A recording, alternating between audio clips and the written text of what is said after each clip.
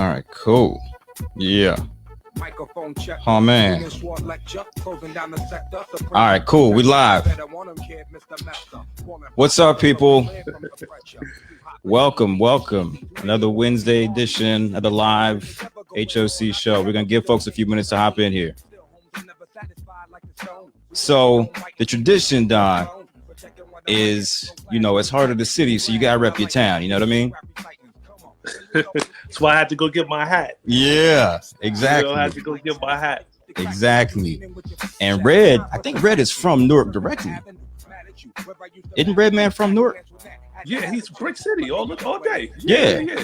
That's what I thought. Now, Meth is from the city, but Redman's from Newark, so I know that's your stomping ground. That's from Staten Island, New York. Yeah. No doubt. Yeah. And then I'm from DC, but I've been in Jersey for 10 years. So I'm like almost honorary Jersey. You know what I'm saying? So what part of Jersey? I'm in Montclair. I was in West New York for 9 years though. All right. But yeah. DC is like my second city. There it is. DC, I spent a lot of years in DC, and I love to go down there. Down there, I saw the Black Lives Matter mural down there. It was, had to go down there and take a picture of that. No Even doubt. I wish I had my drone, but yeah, no doubt. Yeah, man, it's crazy I've been here this long. So I'm honorary. So you get a couple of cuts, man, just as since you home team. So welcome, folks. Welcome to the show. We are doing what we do. Not quite every week, but we've been pretty consistent with it. We're doing these live shows here recently. And our guest today is A. Donahue Baker. Do you like Don? I've been calling you Don, but do you like Don? Everybody calls me Don or Donahue. Like even my parents call me Donahue. So okay. But the whole family, calls me Donahue. So yeah, so that's how I know my real friends, Donahue. There it is. Enough said. So I know what I'll be calling you. So we're here with Don Baker today. A lot of folks in this audience, I think you're becoming kind of a public figure for sure. I mean, maybe you've been a public figure for a while, but I feel like in the last 6 months, I have seen you on the speaking circuit and seen you doing a bunch of interviews, and the book is doing really well. We're going to talk about the book here in a second. Don wrote a book called Generational Wealth, which is what this show is about. In fact, specifically, this show is the legacy show. That's what I was calling it. You dig? And that's amazing. So let me just interject Absolutely. there, right? So legacy and why it means so much to me. I have a son. I have a 3-year-old son. His name is Legacy. Get out of here. Yeah. So when you said the legacy show, I'm like, we gotta blast this with, this is real business right here. So, but that's what I'm about. That's in my fiber. It's what I live for. I live for my legacy so my son can pass that on. So when I say I'm living for my legacy or I'm building generational wealth, it's deeper. It's something that really kind of seeps out of my pores. It's really what I do every single day. So listen, if you did not think that this was core to him, now you understand. This brother named his son Legacy. That's powerful, bro. So we're gonna get into it because there's two things that really excite me about this show, Don. We have had several people, really, really impressive folks come on. And my goal with a lot of these is to show people examples of success, examples of excellence, which frankly is not hard to find in our community. There's this perception that maybe business excellence is, rare. It's not. I know tons of really amazing entrepreneurs, Black entrepreneurs. And those have been amazing shows. A lot of them are largely inspiration. I think this show is going to be largely instruction. Mm-hmm. You know what I'm saying? And so that's why I particularly am excited about it. Right. So when I was telling people about it, I was saying, look, ladies, get your man, y'all get together, right? Get a pen and paper. Fellas, you know what I'm saying? Like, get your lady. This is something. It's time for us to play team and figure out how to get this money together. So I'm excited, because Don's going to give us some practical, tactical things. Absolutely. So, well, I guess I want to start with this. You have a mission to help folks build generational wealth. And specifically, I've seen a lot of your stuff where you talk about the importance of there being more Black real estate developers. Yeah. Can you just talk about why these two things are so important to you. Like, where did this come from? Well, really, I'm a developer. That's what I do right now. And when I go into the municipalities and we really partition and try to lobby to get land, I don't see a lot of people of my hue, of my skin tone, right? Doing deals on the level that I'm looking to do deals, right? So I was like, I need to provide a pathway so that, number one, we get more people that look like us. I think if we do that, we will solve a lot of problems within our community. Number one, the main problem that I think will be solved is affordable housing, right? You're familiar with Jersey, Princeton, New Jersey, right? We know Princeton University, but Princeton, New Jersey is a affluent town. But really, by law, they're supposed to have a set number of affordable housing in that town. So I work with some people that have lobbied, that have basically pushed through legislation, gotten lawyers to fight, because nobody wants an affordable housing complex. But if you have a certain number of units on a new bill that are supposed to be an affordable housing and they're not doing it and nobody's enforcing those laws, what happens is people start to get pushed out because the rents get so high. The people that have been there all the time, they can't afford to stay there, and they lose out, because that's where the great school systems are. That's where the taxes are getting spent and paid. That's where there's so much money on the after school activities. That's where we have kids that are learning golf in middle school, that are learning how to play tennis and polo and things that you can get a scholarship for just by being a minority. My thing is, it's bigger than just developer, but if we can create more developers, if we can create more engineers, more entrepreneurs, and just people that are out to produce. I just call them creators, right? But engineering is just as important. If we have more engineers, if you look at the major technology companies, they're really, really lacking in terms of Black males specifically. Yeah, absolutely. So, you know what?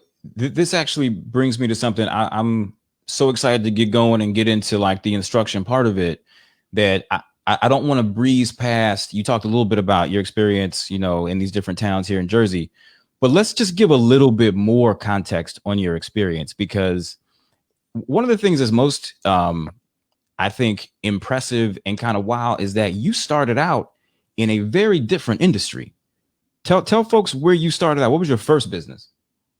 Started out as a music producer. Really in high school. It really started in New Jersey. I'm a Grammy nominated music producer, actually. I had a label deal on Sony. I produced Music Soul Child. Come on, bro. I was nominated for a Grammy on that. So discovered A. Marie, the artist A. Marie. We both went to Georgetown. Both went to Georgetown together.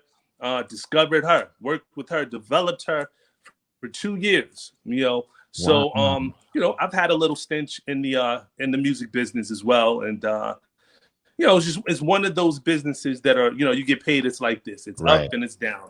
And that money comes and it goes. And I had to pivot and get more consistent income. That's why I made the decision to leave the business. Well, first of all, you said you had a little stint, bro. You got a Grammy nomination. That's more than that's more than a little stint. And if I'm not mistaken, up there over your right shoulder, is that a plaque? It is. Well, that's my music plaque. All right. So it's a jazz portrait. Oh, that's a famous portrait. I know that one. I know what that is. Yeah. So that's my music plaque. So I'll show you.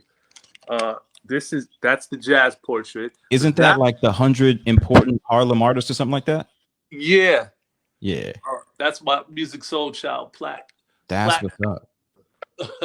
That's what's up, bro. And I actually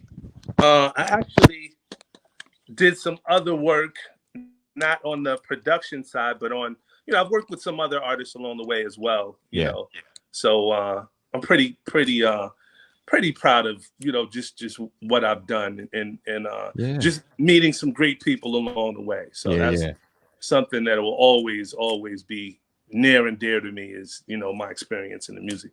That's awesome, man. Good on you.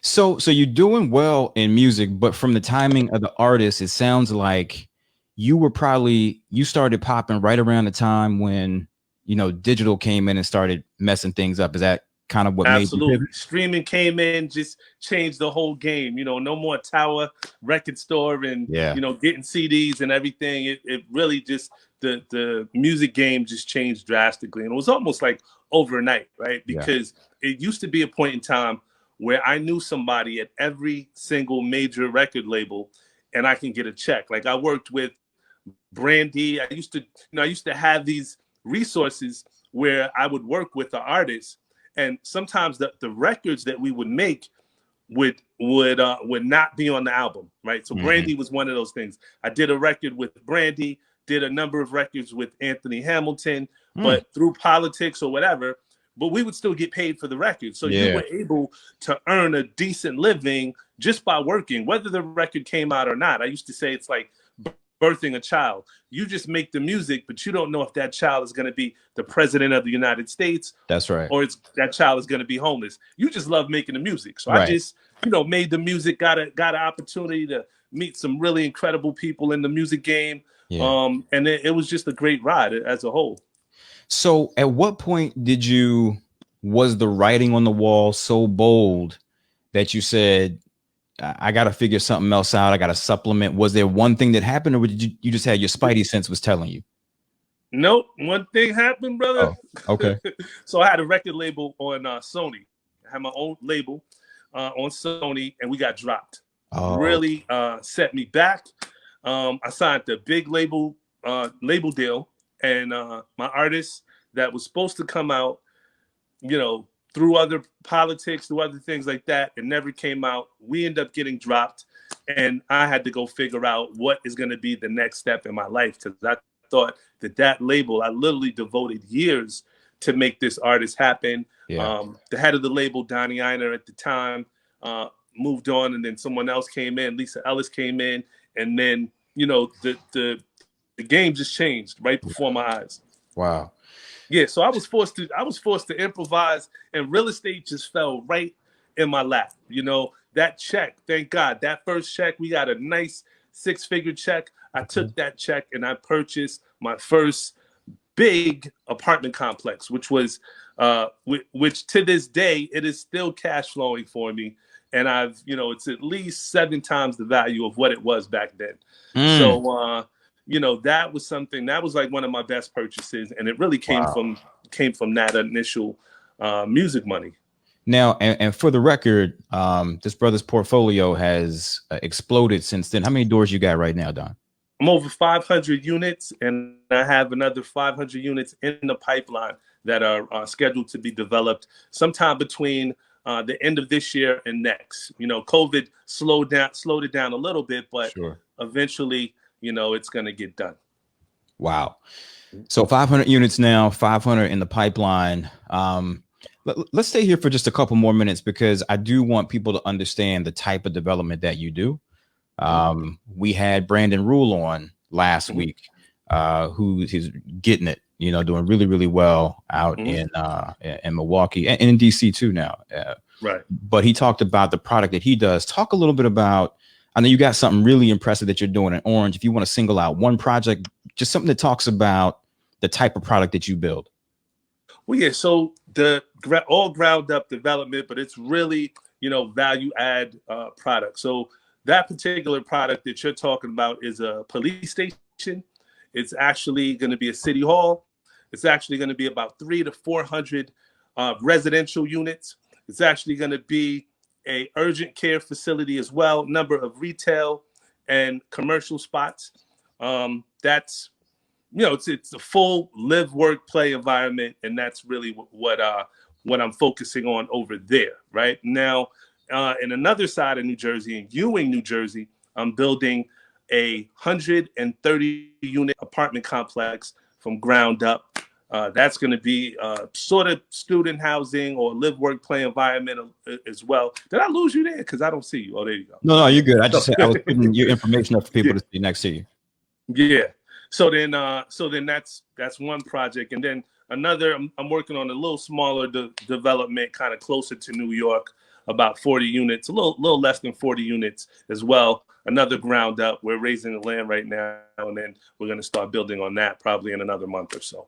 Wow. So, just stuff that's in the pipeline and moving forward with it. Yeah. Nice, man. Nice. Yeah. And it sounds like that's, you may still pick up a property if it falls in your lap, but you really are focused on the ground up stuff now. Yeah, for the most part. Like I really am looking at projects that can really impact an area, something that can come in and really just change the landscape, change the whole city needs be. Those are the projects that are really focused on right now. Yeah. Now, if there's, there's a saying, if something should fall in my lap and it's really great, I'm not going to say no. I'll say do it, right? Mm-hmm. Principle is, if you put $100 in the street, that $100 is not going to stay there too long. So, yeah. Right. Yeah. Now, I want to just do some admin stuff real quick because I see a bunch of people who are joining now. If you are just joining now, welcome to the show. This is Heart of the City, the live shows. Our guest is Don Baker, who is entrepreneur, investor, developer, Grammy nominated music producer in a former life. And we're going to talk about legacy today. We're going to talk about building generational wealth. So anybody in your life who would benefit from this information, that you care about, you would like to have this information, tag them in the comments. If you know a couple that is about this business, tag them in the comments. If you know an up and coming millennial or someone like that who is about this business, tag them in the comments, share the video so they can get the information as well. And so kind of with that, I actually want to begin to get into the nitty gritty of showing people how to do this. So help us with a little bit of a segue. So at what point did you go from focusing on amassing all these units and building your personal wealth to saying, I can sort of operationalize and show people I can reproduce this. What I did, I can reproduce it for other folks. And what's the vehicle? If you want to talk about Money Ave, like how'd you come to a vehicle to do that? Sure. So for me, it was, and it was the opportunity. So I got to big up my man Max Maxwell. But he asked me to speak, and I really just thought, like, when he asked me to speak, and I addressed the audience at We Live, I wanted to just give people as much value as possible. So I literally thought about my journey, and at that point, I began to write how I was able to use real estate to really transform my life. And what I realized is at different stages of my journey, there was a different focus, and every stage my focus changed. As I got to the next level, it was a different focus. As I got to the next level, it was a different focus. And I realized there was something to be said in that. So what I did was I basically put that to a storyboard kind of and came up with this concept that's called the skyscraper to generational wealth. I mean, it's literally my story of how I created generational wealth, but anybody can do it. All you have to do is, number one, understand where you are on the skyscraper. And then from that point, you just focus on that one objective, which gets you to the next level. And then once you get to the next level, there's a new objective and you focus on that. So I'll run through it for you real quick if I can. Absolutely. The very first level is what we call below the basement, right? So those are the vast majority of Americans, basically riddled with debt, possibly. I call them cellar dwellers. That's the name of it, right? So basically at that level, they're really just living paycheck to paycheck, right? That's the typical characteristic of the cellar dweller. The cellar dweller is suffering from mental poverty. Right? Mental poverty. And my objective is, if you are a cellar dweller, your primary objective at that particular point, because you're in the basement, you can't talk generational wealth because you're just living paycheck to paycheck. You're living day to day. You're taking life as it comes. So your primary objective as a cellar dweller is to get to level one, which is the thousandaire level. Now, thousandaires, they're special people. They have skills. They've mastered the art of basically trading time for dollars, right? Those are the people that basically they're able to earn at least $100,000 in income. That's the definition of the thousandaire, right? Excuse me. So the thousandaires level is very simple. Your objective as a thousandaire is to get to level two, which is live a rent-free lifestyle, right? That's what I did. Basically, I got to the thousandaire level. Then I was like, you know what? I need to live a rent-free lifestyle. Basically, what that means is basically I could live in one side of the house and rent out the other. House hack, that's the rent-free lifestyle. Yeah. Or maybe I have a family. Maybe that's not an option for me. If it's not an option for you, well, then the other way is very simple. You just need enough rental income from other rental properties that basically cover your mortgage or cover your rent. And in effect, it's the same thing. You're living rent-free, right? Mm-hmm, mm-hmm. So the third level, after you're living the rent-free lifestyle, the next objective, the next thing you need to focus on at that particular point is separating your entity, yourself, from your business, right? And that's where I say, all right, at third level, this is where you get your credit score above 720. You lock that credit score and you start to live through your businesses. Mm-hmm. And as you live through your businesses, you learn the tools. You should have a separate business entity that is not tied to your social security number. You're not tied to your personal credit at any way, because 90% of the businesses fail. So you should not try to leverage your personal, anything that has to do with your family, you should protect and guard with your life. So that's why that strategy is there. And that's what I did. Built everything build my businesses out. In fact, I built an ecosystem of businesses. So at that level, your goal is to get to level 4. Level 4, the objective is to get $1 million in debt, right? $1 million in debt. Now, definitely, we don't want people to run out and be buying cars, buying, materialistic things. What we're looking to do is get good debt. We want to go out and get $1 million in mortgage debt, right? And that debt should pay for itself, right? So we basically say, we want you to go out, number one, buy value add, buy and hold opportunities only with that $1 million. We want you to make sure that each property that you get is cash flowing. It has to be generating cash. There's no compromise. We don't want you to just be purchasing and waiting for appreciation. It doesn't work like that, right? So that's basically the next level up.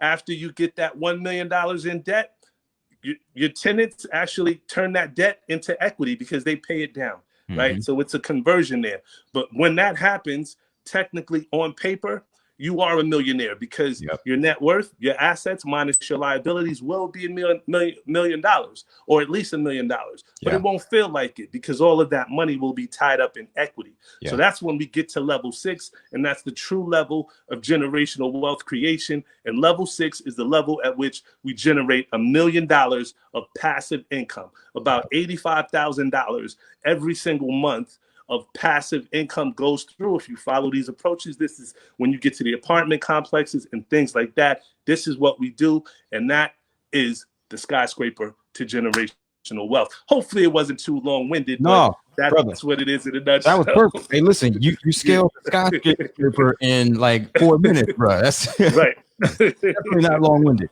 I do want to do this though. Let's unpack some of that. Let's go to some of those layers, okay? And this is where I think, folks, it's time to start taking some notes. So, and also too, I want to ask you about something, because it sounds like there are some bright lines in there where you feel like, well, let me ask the question, because you talked about being a thousandaire, right? That's somebody who makes $100,000. Yep. In this audience, I know for a fact that there are people who make 2, 3, 4, 10 times that, right? Yep. There are also people who do not make $100,000. Are the things that you're talking about in this skyscraper strategy and the other stuff we're going to go through tonight, do they work? Can you employ them before you make $100,000? And what's so magical about $100,000? What's magical about $100,000 is, number one, I was the CPA for 10 years. So part of what I did was help other people build wealth through tax strategies. And what's magical about a thousandaire, when you cross that level that you made $100,000 a year, somehow people tend not to go back, right? Even if they lose their job, they either get another job that pays them equivalent, or they figure out other things. They figure out businesses. Those thousandaires are the people that are, if they got kicked out of corporate America, I find that they're the ones that purchase franchises, that do the same thing. They start other businesses that do the same thing. I have at least 30 clients that have left corporate America and started a business, and on their journey, you know, the first year out of corporate America, they generated the equivalent of what they would have earned at corporate America, right? So the point I'm trying to make is there's special people, and I've been able to basically systemize to say, well, look, if you're worth $100,000, if you have the job that somebody pays you $100,000, you're worth a lot more. And a lot of what I do is tell people that that's the process that we go through to say, look, let's figure out. I have the system that I can say, all right, you're worth, you know, somebody pays you $100,000, but the business model says that you have to be worth at least 3 times as much, or they wouldn't pay you that $100,000. That's so right. What we have to do. Say that again, Don. Say that again, Don. So the business model is, if you have a job making $100,000, you have the skills, you have high value skills that are worth a lot more than $100,000. Because if it wasn't, they couldn't afford to pay you $100,000. There's no return. Every time I hire somebody, there needs to be a return. So if I can afford to pay you $100,000, you must be worth more. Got to be an ROI, right? Yeah. And that's the mentality that I find that, especially in our community, many of us are the first to graduate from college. Mm-hmm. Many of us are the first to get that, you know, 6-figure job that's sweet. And we're just sometimes so happy and just to be there that we don't think on the macro level. We don't think about that, right? So part of what I've been able to do as a CPA is get people to understand that concept and also have a macro level view of things and go a little deeper to say, all right, you don't need to leave your job right now, but there's things that you can set up that would basically allow you to get the time that you put into your job back. And then I've been able to help people scale that. Now, it could be a business, but it doesn't have to be a business. It can be real estate. Mm-hmm. You know, I think it's really only 2 ways to create generational wealth. It's either the business route or the real estate route. And what I do is I help people figure out what's the best route. I love it. I love it. Cool. So the thing I take away from that, I hope you guys are taking away from that too, is that there's a mindset, right? There's something that happens at $100,000, right? Number one, it's a meaningful number in this economy, because if you are the type of person who is worth that to an employer, you do have a certain set of skills. You know what I'm saying? But there's also something mentally that once you cross over, you tend not to go back. That's number one. The other thing I want to point out about this, and then I want to get into the tactics of, you know, business or real estate, because those are your 2 avenues that you talk about most in your book. And you guys should go out and pick up the book. I'm going to flash it up here in a second. You say that if you do work a job, because you're not a job basher, and I'm not a job basher either. I'm not one of those people, right? But you say you should have a job for one of 2 reasons, either to finance your business or to be learning the skills to run that business that is to come, right? Yeah. Yes. Say more about that. I mean, how do you determine when the job has done its purpose? Right. Yeah, so the fact of the matter is, my dad worked for a pharmaceutical company, Merck. He worked for that company for 30 years. And, you know, I had this conversation with my dad, and it was just like, you know, even when I was in high school, that I didn't even go to college yet, I was just like, I cannot work for a company for 30 years. It just, you know, he did it. You know, loved the man to death, but, you know, that's how, you know, he just grinded. He just put it together, right? So what I believe is that I had this entrepreneurial spirit. I always knew that I was going to be in a position where I wanted to start my business. At one point, I thought it was going to be, I was just going to do real estate. I was going to do my music business, and then I wanted to do, you know, a real estate business. Then I opened up a store. I did a full gamut of things. But I think that when you lock yourself into a commercial lifestyle, meaning that you're making a good salary and that you have a family and you can't leave, you get the golden handcuffs, you know, that's prison. That you have to know what it is when you go into a job, what you want. Yeah. You have to have the end in mind. So that's why I tell people, look, you need to get 1 or 2 things. You need to get in there to either get up the money, right? That's what I did, right? So I basically used corporate America to get the money up to start my own CPA firm, or get in there to network and learn, or learn a skill, or, you know, be mentored by someone, work under someone, whatever it is. You need to have something tangible so that, you know, once you get it, all right, now it's time to go. I like the mentality say, well, look, if it's going to be $1, let me write that dollar amount, and then I can, you know, save up to get to that point. So I know when I hit it, it's time to go. Or a skill set. When I get a skill set, I know, and most professionals know, when they're proficient at a skill set, they get that confidence. They know they could do anything. All right, it's time to start my own thing. And that confidence that you build up as a thousandaire is really what's going to propel you and make you a success as an entrepreneur or a real estate person. You know, you have, once you know the skills that you have, and you know you've hit a certain level of proficiency, it's really just off to the races. How do I scale? That's really the next question. How do you scale? Cool. So we're rocking and rolling. We are out of the cellar. We have house hacked, right? We bought a 2, 3, or 4. You can buy up to a 4-plex with an FHA loan, in fact, right? Yep, up to a 4. Yep. And you live in that rent-free lifestyle. Rent-free, baby. Right? Now it's time to expand the portfolio. But at some point you hit a cap, right? How do you coach people to navigate around? Like, how many houses can you go out and buy after you have house hacked that first one? Like, how do you walk folks through that? Right. So the approach that I use is get the FHA. Get that FHA, make that first purchase a multifamily. Right? That's the get to the multifamily level. If you live in one side and rent out the other. If you can't do that, what you're going to find is, especially now in this environment, you're going to basically be capped out at about 5 or 6 mortgages, right? If you get 5 or 6 mortgages under your personal, you probably won't be able to get any more, right? And it may be even reduced even more as we come out of COVID. I'm sure there's going to be an influx of foreclosures coming on the market right now. And banks are cautious with their money. So they only want the safest investments possible. And if you're going in and you have 7 or 8 mortgages, consider yourself blessed. But I don't think you're going to be able to replicate that again in the near future. Just my opinion, being that I do technically own a bank, right? That's just basically what I'm seeing.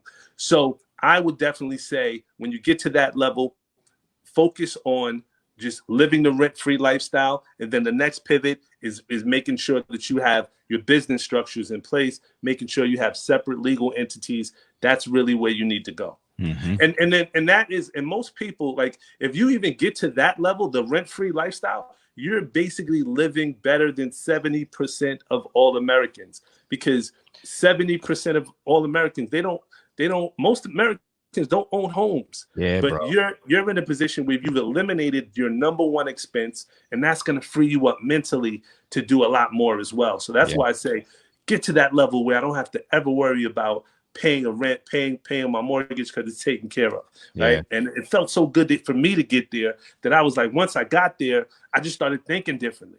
I was like, you know, I can do this, I can invest with this, I can do, you know, I just started thinking differently. So you just used my favorite word, which is free. And, you know, me and Max talk about this all the time. In fact, the very first episode of the show that we did, we titled it Get Free. And it was, you know, us talking about his journey getting to that place. And I'm gonna tell you what, living that rent-free lifestyle, that's a big part of it, brother. You know, my personal definition, when I think about, you know, sort of money, tiers, and success, I go free, rich, and wealthy, right? Everybody can have their own definition. Free to me is what you just said. That is what I am passionate about getting people to, right? Where you're not dependent on a job for your lifestyle. To me, rich is you make 10 times what you need, right?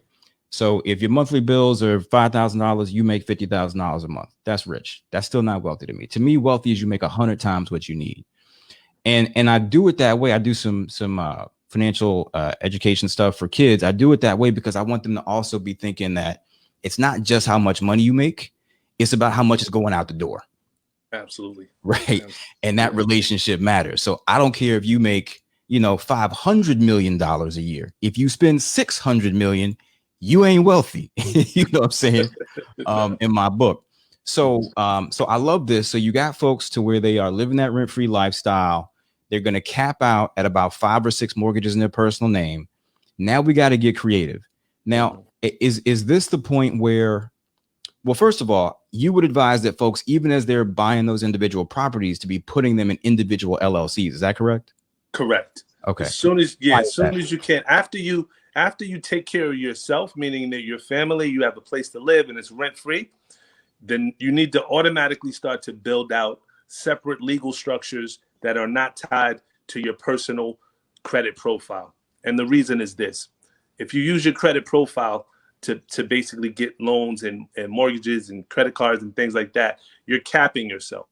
If you use the legal structure, the LLC, the S Corp, C Corp, if you use those legal structures to build business credit under those legal structures, what happens is you get your personal credit to 720 and your business becomes more robust than your personal credit. There's no need to use your personal credit. So that's why you want to start that process as soon as possible. Now, for every LLC or every legal structure that you have, you should definitely have at least $100,000 of business credit that you can tap into. So if that's the case, my rationale is, why not multiply the number of LLCs that I control, right? So that's what I've been able to do. And I use that strategy to get in and level up and get into apartment complexes.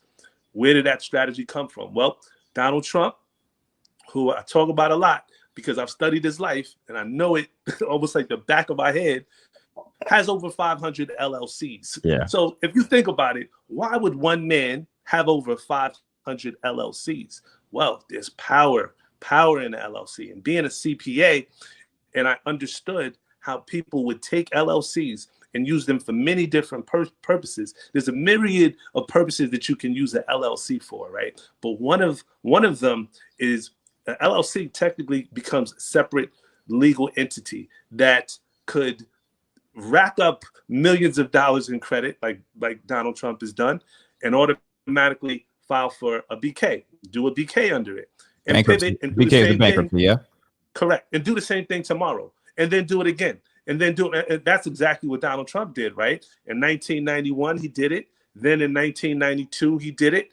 The point I'm trying to make is the laws of our system, we have to learn how to take on risk. And that is the way in which you take on risk. Now, how do you level up? How do you get hundreds of millions of dollars in business credit? It's all about the valuations. So this is what, this is the part of the game that people don't really disclose or don't really tell you about, but it happens even on the Fortune 500 level, right? You have different entities, and this is how valuations happen with a lot of the Fortune 500 companies, right? They set up multiple entities or ecosystems of businesses, right? Was that? Okay. That was me, sorry. Yeah. So, and then what they do is they have the one entity do business with another entity that they control, which does business with another entity that they control. And then what happens is each time the business transaction is done, there's commerce that's created. Now, when you create commerce, you create revenue, and that's how you increase the valuation. And they use that revenue to basically leverage the revenue and get more debt. So it becomes a cycle. And that's how we say this, but it's really called revenue recognition, right? That is a fancy accounting term, and I hope I'm not going too deep because you're fine. You're totally fine. Great. So it's really about revenue recognition, right? So let's say that you have an LLC, we call it Legacy 1. You have a LLC, call it Legacy 2, and then an LLC called Legacy 3, right? You have the same $50,000, but every single month, Legacy 1 purchases some type of commerce from Legacy 2, which purchases another commerce from Legacy 3. The same $50,000. But by the end of the year, you're looking at a $1 million business. Right. So this happens in corporate America, right? All the time. I know. I was a CPA for one of the companies that actually went public and did it. It becomes a card game. But it's really all about, at one point in time, do I decide to recognize revenue, right? And it's different. Like each company chooses whether they want to use GAAP, which is the generally accepted accounting principles, or whether they don't want to use GAAP, right? So a lot of it, when we look at the financial statements, it comes out in the wash. But what happens is a lot of companies that exist are private. So there's no requirement for that private entity to disclose their financials. So a lot of the time you're able to basically position and get the valuation that you need to get the funding that you need to get so that you can go out and get millions and millions of dollars in debt. So this is what we show you how to do. I want to talk more about valuation, how you do this, you know, how somebody goes out tomorrow morning or Monday when they go visit with their banker. But I just want to make it very, very clear. He used the term a card game, but to be perfectly clear, this is not only legal, this is what the entire industry of corporate finance is built around, is what we call tax avoidance. And tax avoidance is not tax evasion. Let's be clear. We're not talking about doing anything untoward or illegal, but tax avoidance. There is an entire industry built around it. And these structures that he's talking about, that's a big part of how you do it. So, so let's stay there for a quick second. So somebody in this audience, and I got a lot of folks like this, somebody in this audience, you know, they each, it's a couple, they each make $100,000. Maybe they house hacked, or maybe they just did it the, you know, old fashioned way, but they've got some liquid, right? They're ready to go out and buy a pure investment property. You would tell them, go set up 123 Main Street LLC, right? At that point, should they also then, how long after doing that should they begin to build credit in 123 Main Street LLC? All right. So the credit building process never stops, right? It never stops. So prime example, I just got a $2 million line of credit on a LLC that I set up in 2012, right?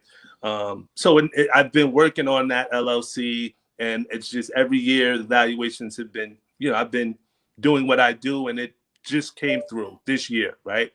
The point is that you need to pivot. When we talk about getting that rent-free lifestyle, the next step should definitely be building out your LLCs. And it doesn't stop. It's like you constantly work on it, right? You don't really hit your stride until you get that tax return. So that's what, when we talk about Money Ave, you know, I'll show you how we're able to take anyone and get them at least, at minimum, with a brand new baby fresh LLC, get them at least $50,000, right? And then from that point on, after they have proved that, because we try to encourage more people to be entrepreneurs, more people to be creators.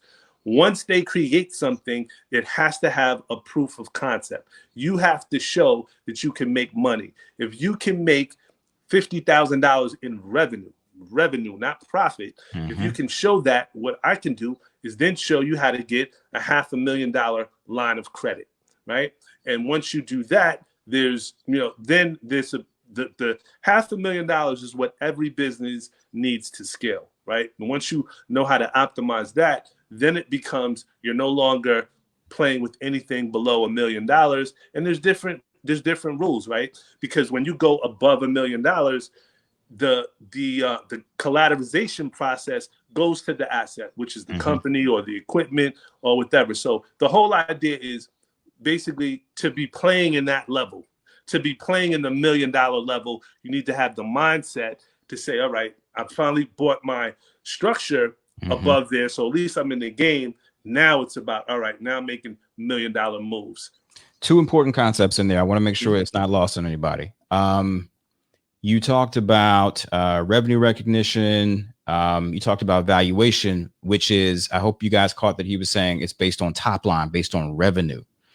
So if you can show that the company is just, like you said, doing commerce, that it's doing business, then you can go to a lender, and you have a program at Money Ave. We'll flash that website here again in a second, but you have a program where you help people to get these credit facilities, and they're from legitimate top tier banks and lenders. It's not from, like, you know, Vinny, you know, loan shark. It ain't right. That's what we're talking about. Right. So, you know, you're in this audience. You and your spouse, you know, you each make $50,000. So you add that thousand their status, or maybe you both make 100 or a couple $100,000. You can start to do this tomorrow. Create an LLC takes 15 minutes. In most states, it's $100, $150. Get it done. And you can very shortly thereafter begin to build credit in there. and you pretty soon after that want to figure out a way. So is it property management? What is LLC 2 doing that is generating the commerce between it and LLC 1? What are the things that you might see happen between those two entities? It really depends on, whatever the skill set, whatever the talent is. But what I tell people to do when you're building out, when they come to us, the first thing that we do is make sure that you understand the end game, understand the purpose behind that particular LLC. Was it set up to pretty much protect your family assets? If that's the case, did you set it up to basically make sure that nobody comes after you and sue you? So it's an asset protection type situation. If that's the case, you want to be in cities that have really good privacy laws, or states that have really good privacy laws. If you're interested in just paying the minimal amount of taxes, then yeah, you want to go to those states like Nevada and Delaware that have 0% state taxes. So that's the first step, really finding out what the purpose of that LLC is. And then from that point on, it's applying the strategies that we show you at Money Ave to literally build out your business credit. So your business credit is so robust, you don't need to touch your personal credit, because everything that you want in life, after your home, after you live in the rent-free lifestyle, you don't need to put that on your personal. You don't need to stress your personal. In fact, if you go out and get a car and you put your car on, if you get a car loan, and you put that on your personal, that can mess your DTI up. That can preclude you from getting a great rate, a great loan. It can preclude you. So that's why I say it's best to just run everything through your business, and every single year just increase your business credit. It's better to have that credit and not need it than to need it and not have it. Yep. The other thing that you said in there, the second point that you brought up, that I want to make sure people is not lost in them. You said, because there's a few bright lines. I hope you guys are catching these. There's a few bright lines in there about, income and about your credit. 720 is another kind of magical number, right? Mm-hmm. Because you say you want to get it there and then lock it to stop using it. Yeah. Right. Because that's where the underwriters, they start to feel warm and fuzzy about you if they see a 720 come across the table. Right. Yeah. But not only that too, right? It's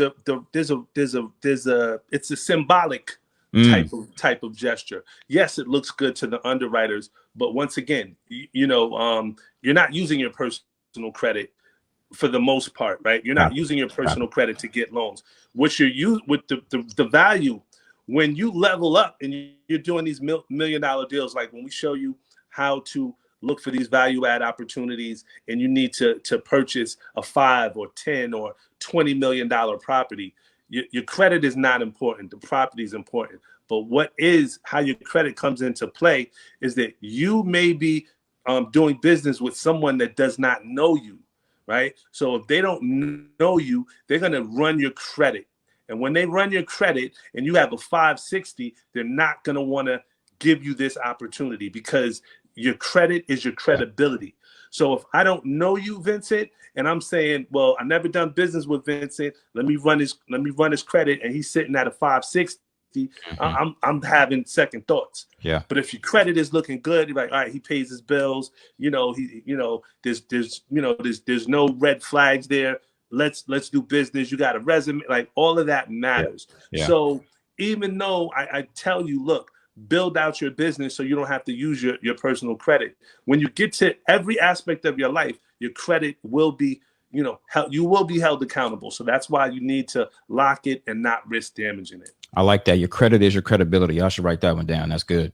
And I have actually seen this in action, because a lot of what we're talking about, we haven't used this term, but is operating outside of standard, kind of what we've all traditionally been taught about banking system. I have done at least one deal with a private lender who I had never met before. He literally lent me $50,000. I think 2 weeks after I had met him. He was a private lender, but he pulled my credit. Mm-hmm. He did pull my credit, right? Yep. So in a couple of weeks, you can't really get to know anybody. I was recommended. We had friends in common, but he did pull my credit. And so to your point, that stuff matters when you begin to get into these alternative opportunities. Oh yeah, I do it. So yeah. So that part of what we do with Money Ave is like, we want to know who we're doing business with. Right. So clearly we look at public records. We do criminal checks. This is we go back to credibility Yep. We want to know who we're doing business with because, your reputation matters, right? Mm-hmm. So, it's the sign of the times.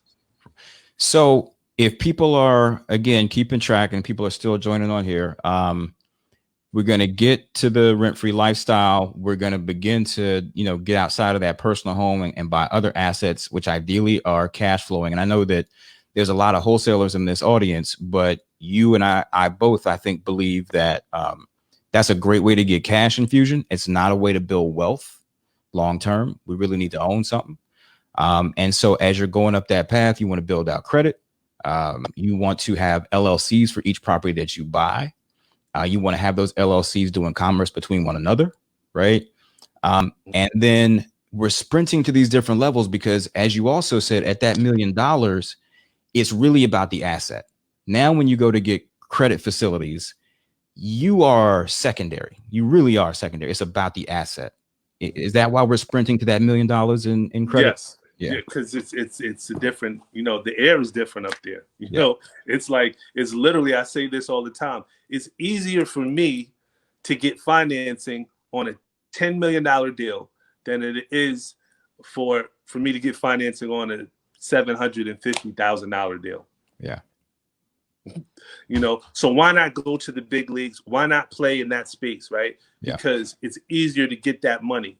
It's easier to go out there and get a non-recourse. And, because it's really about the asset. If you can find value in the marketplace, it's easier to fund those deals, which led me to another product that we have at Money Ave.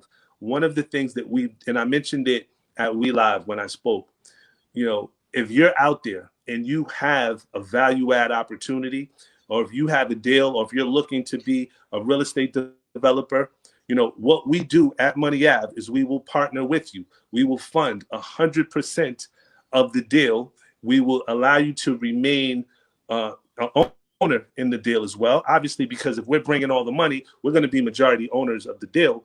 But we will partner with you because that is a service that we provide. We're doing similar situations to deals like that with people that we actually met at We Live. So that is just an additional product that another bank you won't be able to find. Chase won't do that. Other banks won't do that. But that's something that we are really setting out to do, is create more and more developers. Define value add real quick, Don. Value add basically is one thing we do not do is we do not purchase market value properties. So value add strictly is purchasing a property that has a defect, right? And that because it has a defect, the property itself is discounted, right? But we know, for whatever reason, we know what that defect is, right? So prime example, I bought when was it? Yeah, last year. Towards the end of last year, we purchased a 100-unit apartment complex. It sold at a discount because they had a defect. The management was, older guys, 80 years old. They basically were not managing the property effectively. So because they weren't managing the property effectively, the NOI was very low. We came in, implemented some procedures, increased the NOI, basically doubled the value of that property in a short amount of time.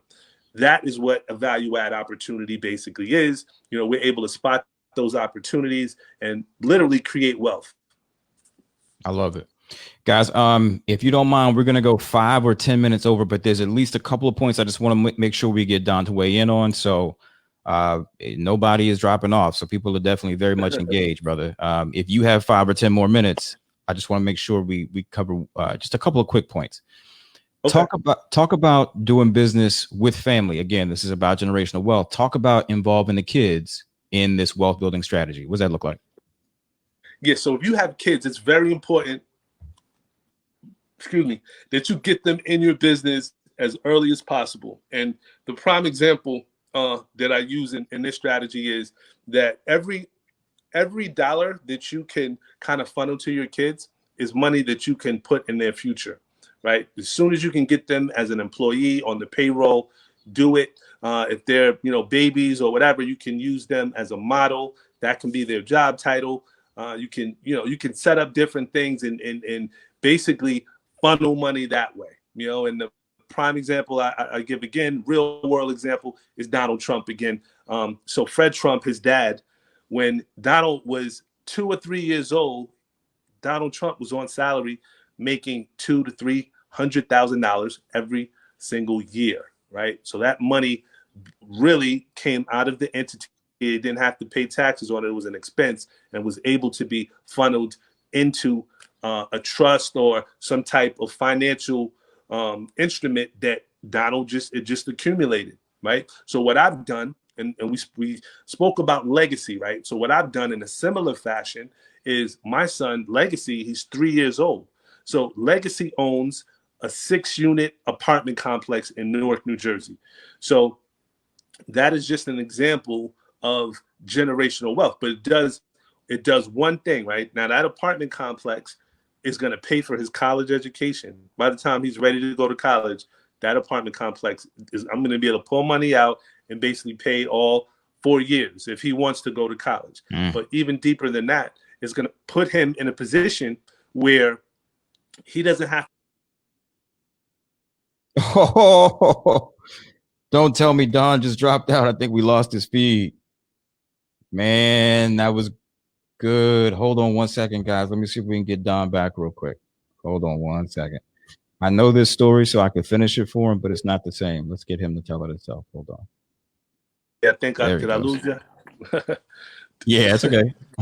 Yeah, I think I left off. So the last point I wanted to make was that, that one property, right? I mean, he only has that one property, but that one property is going to allow him to go whatever he wants to do. If he's, when we were growing up, and I used to tell my parents, I wanted to be a rapper.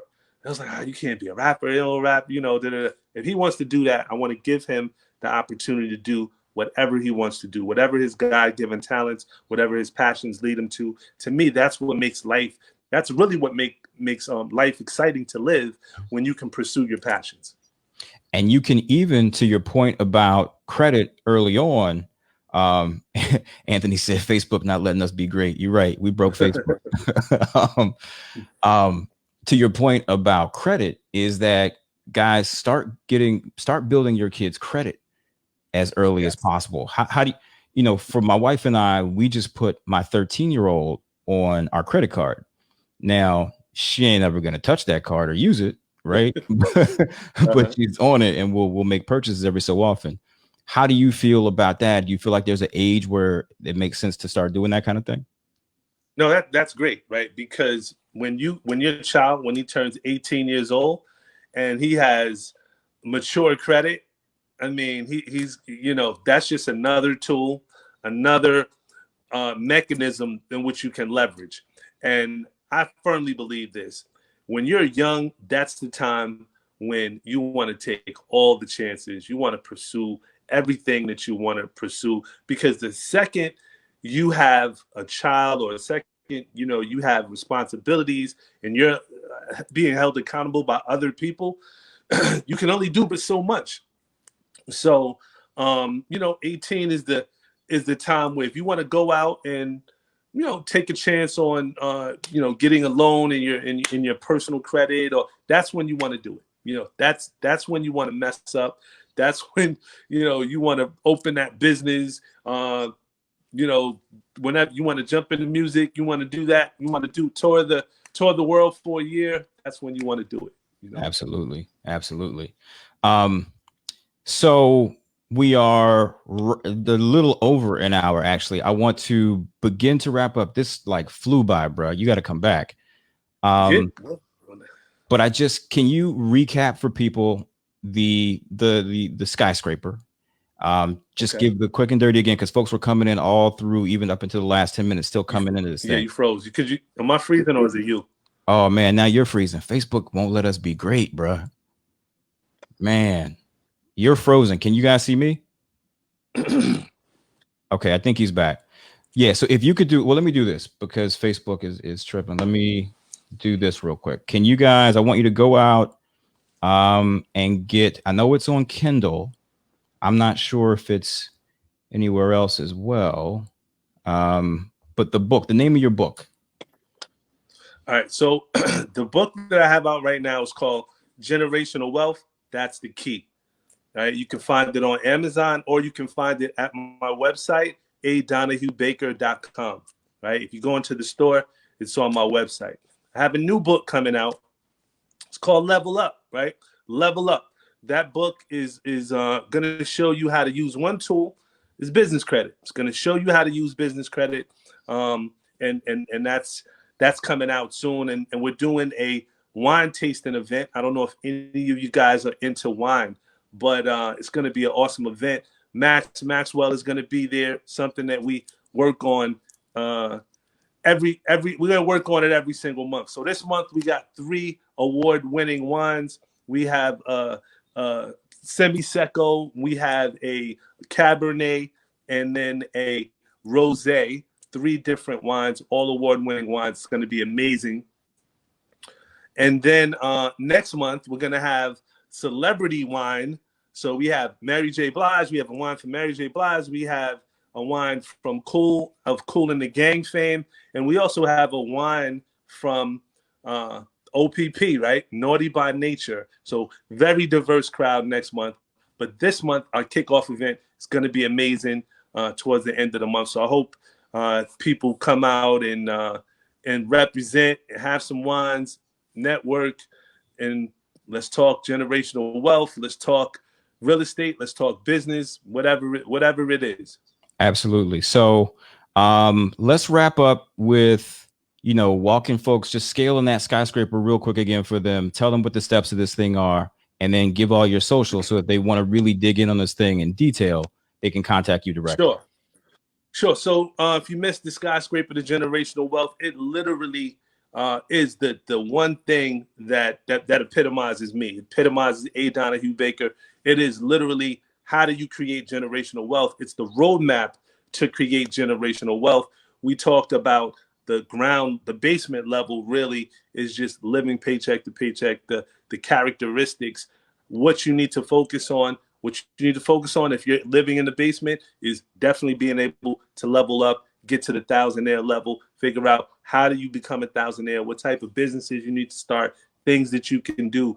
The next level above that is getting to the point where you live a rent-free lifestyle so that you can eliminate the number one expense that you have in your life. The next level above that is building out your business entity, getting your personal credit, 720, locking it, building out all your business entity. You want to build a ecosystem, right? Multiple businesses, but an ecosystem of businesses that propel you to go out and do the next objective, and that is go out and get $1 million in debt. So we show you how to do that, right? We show you how to go out and get $1 million in debt. Obviously, we're talking about good debt, right? And then as you scale up, the next level above that is turning that $1 million of debt into $1 million of equity, right? So then at that point, you're technically a paper millionaire, but still not done, still not at the point where you're creating generational wealth. Our level 6 is where we strive for. Level 6 is where we show you how to create $1 million a year in passive income, roughly about $85,000 a year. That's done through a system of apartment complexes. Now, I have a private Facebook group. The purpose of that private Facebook group is literally to work on the different levels of the skyscraper every single day, either through polls or answering questions. But basically, that is the process that we bring you through. We show you different tools. We also talk of all the tools that you really need, whether it's syndication, business credit, or joint ventures. We analyze deals. We just analyzed a $10 million deal last month. This is what we do in that group. It's about knowledge. It's about sharing. It's about supporting. And the name of the group is called Generational Wealth Builders Inner Circle. It's a Facebook group. So it's free. You can join. Just got 3 kind of questions to make sure no Looney Tunes come in the group. But it's a small group. And we build and we support each other. And that's what we do. Yeah, Looney Tunes need not apply. But everybody else is welcome. Yeah. Man, this is awesome. And obviously, we could spend hours upon hours on this. This is the kind of thing that, we all will work on for a lifetime. But he gave you some things that you can do tomorrow morning. to get this process going and get you starting to scale that skyscraper. Follow Don on all of his socials.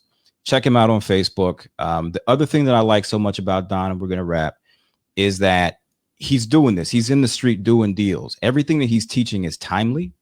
And there's even some stuff I've seen in your materials that talks about the opportunities presented by COVID, right? So this material is always being updated. So again, I really appreciate the fact that he is a practitioner. So I'm going to call that a wrap for this show. This is awesome. Appreciate you coming on, brother.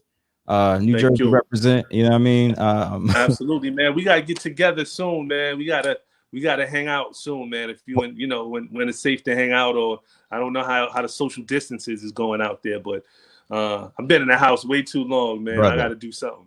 It's time, bro. We can do something socially distant and safe, man. And the wine tasting, I'm definitely down for the wine tasting. Yeah, so if you want to go, so it's a virtual wine tasting. So that's the thing, right? Okay, gotcha. So it's virtual. So what we're gonna do is all of this is gonna take place. We're gonna ship wines to you, right? So we ship the wines to you, and then we talk shop from there, and that's basically what it is. Oh, yeah. You fancy, brother. All right.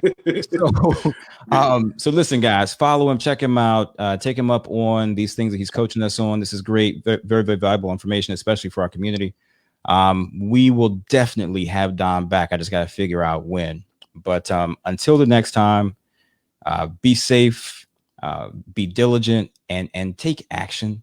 Like I said, the thing that excited me about this show was that as much as it was inspiration, it was instruction. So I hope you take the advice and put it into action, and whatever we can do to support, let us know as well. So you guys be good. Until next time. Peace. Appreciate you, brother. No doubt. All right. Have a good one.